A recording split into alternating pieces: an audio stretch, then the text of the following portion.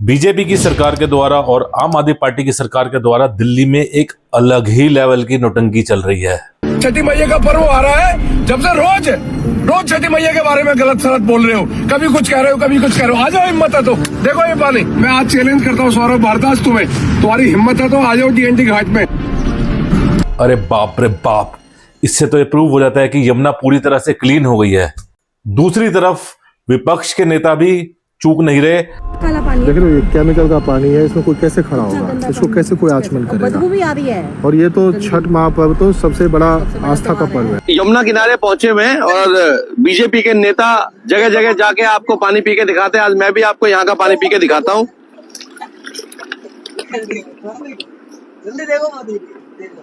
ये देखिए, इस तरीके से बीजेपी के नेता, रील वाले नेता सभी जगह जाके पानी पी के दिखाते हैं। ये पानी मैं घर से लेके आया था और ये पानी हमने फेंक दिया।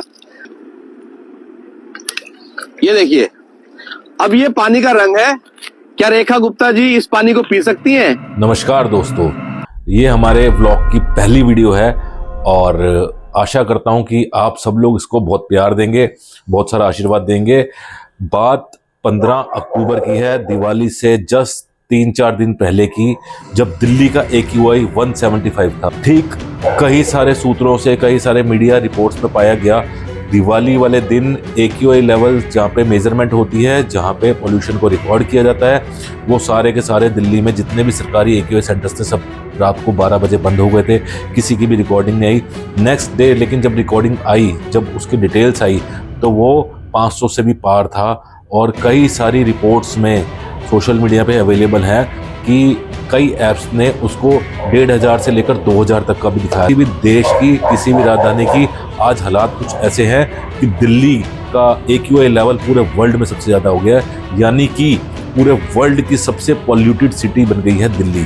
Anand Vihar pollution monitoring system में ये भी देखा गया कि लगातार उसके आसपास ट्रक घूम रहे हैं ठीक दिवाली के बाद, ताकि AQI लेवल को मिस इंटरप्रेट किया जाए, उसको गलत तरीके से उसको सही दिखाया जाए कि दिल्ली का वातावरण साफ है।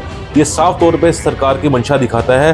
के ट्रक आप देखिए गोल गोल घूम रहे हैं। ये लगातार सुबह से लेकर शाम तक, रात से लेकर सुबह तक इसी तरीके से यहाँ पे पानी का छिड़काव कर रहे हैं। आप देखिए ध्यान से, सिर्फ ये गोल गोल घूम रहे हैं। आपने दुनिया में ऐसा कहीं नहीं देखा होगा, ऐसा चमत्कार कि 100 मीटर भी नहीं है, ये तो मुझे लग रहा है कि 30 मीटर का एरिया है। 30 मीटर के एरिया में ये 2 ट्रक, अब देखिए तीसरा ट्रक भी आ गया है। ये लगातार आधा दर्जन ट्रक इस एरिया में घूम रहे हैं। और क्यों घूम रहे हैं मैं दिखाता हूँ पीछे। ये देखिए, ये है सरकार का मॉनिटरिंग स्टेशन, ये सरकार का पोल्यूशन मॉनिटरिंग स्टेशन है। इसको जूम करके दिखाना। और ये देखिए वो ट्रक, वो देखिए, वो बिल्कुल इस मॉनिटरिंग स्टेशन की परिक्रमा करते हुए भारतीय जनता पार्टी के नगर निगम के ये छिड़काव करते हुए टेम्पो।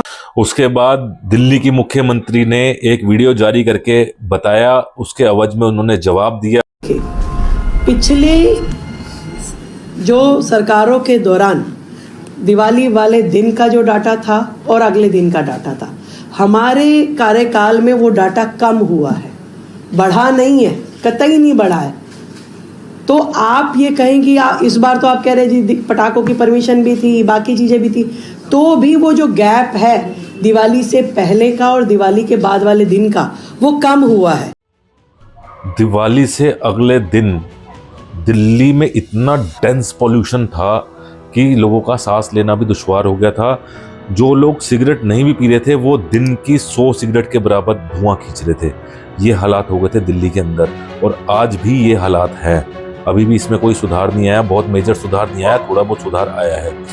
उसी दौरान दिल्ली सरकार द्वारा बताया गया कि क्लाउड सीडिंग करी जा रही है। दूसरी ट्रायल क्लाउड सीडिंग की दिल्ली में की गई। ये क्लाउड सीडिंग सेस्ना एयरक्राफ्ट के माध्यम से IIT कानपुर ने की। एयरक्राफ्ट मेरठ के तरफ से दिल्ली में एंटर किया, जिसमें खेखरा, बुरारी, नॉर्थ करोलबाग, मयूर विहार, सादकपुर और भोजपुर, इस इलाकों के अंदर क्लाउड सीडिंग की गई, जिसमें 1 करोड़ कुछ लाख रुपए जो है पेमेंट दी गई। IIT कानपुर, उन्होंने प्लेन द्वारा क्लाउड सीडिंग करी, लेकिन रिजल्ट उसका कुछ नहीं आया। कहीं भी कोई भी बारिश नहीं हुई। उसी दौरान छठ का प्रोग्राम चालू हो गया। यमुना ऑलरेडी इतनी दूषित थी पूरी दिल्ली में। तो ये थी अभी तो वो हालात जो कि दिल्ली पे बीत रहे हैं। अब मैं आपको बताऊंगा कि होना क्या चाहिए। नजफगढ़ ड्रेन जो कि दिल्ली में जब यमुना एंटर करती है एक बहुत बड़ा टर्निंग पॉइंट है जो कि पूरी की पूरी यमुना को दूषित कर देता है। कुछ इलाके हरियाणा से भी यमुना दूषित होती हुई आती है, लेकिन मेजर जो यमुना काली हो जाती है वो नजफगढ़ ड्रेन की वजह से होती है। तो सरकारों को क्या करना चाहिए, एक संधि करनी चाहिए सभी सरकारों को कि इंडस्ट्रीज पे हैवी पेनल्टीज लगानी चाहिए अगर वो अपना इंडस्ट्रियल वेस्ट को प्रॉपर तरीके से यूटिलाइज करके उसको क्लीन करके नजफगढ़ ड्रेन में ना डालें या कोई और ड्रेन में ना डालें। ये सभी जितने भी हमारे राज्य हैं उन सबको एक संधि करनी चाहिए और जितना भी ड्रेन का आउटलेट है, जितना भी उसमें से वेस्ट आ रहा है वो सारा ट्रीट होना चाहिए। अभी फिलहाल दिल्ली में बीजेपी की गवर्नमेंट है, हरियाणा में भी बीजेपी की गवर्नमेंट है। मेजर जो पानी का स्रोत है वो हरियाणा से होते हुए आता है। दोनों गवर्नमेंट को मिलकर संधि करनी चाहिए कि जितना भी आपको और एसटीपी की रिक्वायरमेंट है आप एसटीपी उसमें इंस्टॉल कीजिए। अगर आपको हैवी पेनल्टीज इम्पोज करने की ज़रूरत है तो हैवी पेनल्टी इम्पोज कीजिए, लेकिन मेक श्योर कि जितनी भी ड्रेन्स हैं उसमें अनट्रीटेड वाटर ना आए और अनट्रीटेड वाटर जो है वो यमुना में ना जाए। कई करोड़ों लोगों की आस्था का विषय है यमुना और कईयों को ज़िंदगी देती है। तो सभी सरकारों से मेरा अनुरोध है कि आप ये ज़रूर करें और अगर आपको हमारी वीडियो पसंद आती है तो चैनल को लाइक और सब्सक्राइब ज़रूर करें और इसी तरह का कंटेंट हम आपके आगे लाते रहेंगे। बहुत बहुत धन्यवाद, बहुत बहुत शुक्रिया।